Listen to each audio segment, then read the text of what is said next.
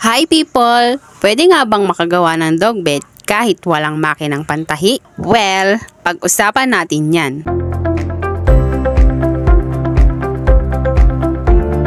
Wala nang paligoy-ligoy ang video na ito. Let's start. Syempre una, dapat may tela kayo kahit anong design pwede.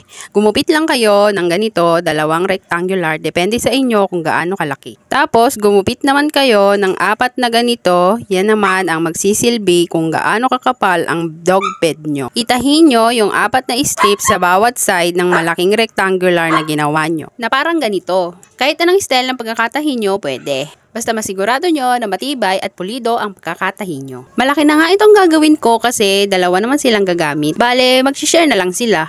Sa pagtatahi nga, kailangan mo na matinding effort at sipag para matapos mo agad.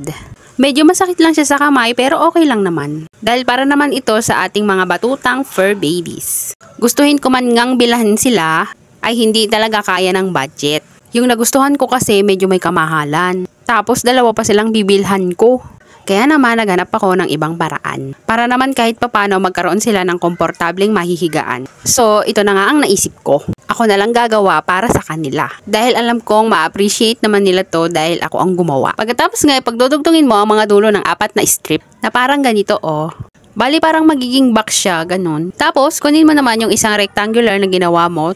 Pagdudugtungin mo na silang dalawa. Tapos, tahiin mo na siya ng magkasama. Kaya panibago na naman ngang pagtatahi mga people. Itong ginawa ko nga, hindi naman isang araw kong natapos. Dahil hindi lang naman ito ang ginagawa ko. Kumbaga, sinisingit ko lang siya pag may free time ako. Kasi talagang aabutin ka ng siyam-siyam. Dahil wala tayong makina sa pagtatahi. Kamay lang ang gamit ko pero sinigurado kong matibay ang gawa ko. Dinoble ko rin kasi siya ng tahi. Kaya tumagal ng 5 araw bago ko siya natapos. Back to the topic, pagkatapos, mag-iwan ka lang ng isang side na bukas para doon mo ilagay ang mga cotton, ganyan. Or kung ano gusto mong ilagay, basta malambot siya. Bale, ito nga kalalabasan niya pag napagdugtong-dugtong mo na silang lahat. Ito naman nga yung naglalagay na ako ng palaman sa loob. Ito nga ang nilalagay ko ay nabili ko lang sa online sa murang halaga. 1 kilo nga lang yung nabili ko.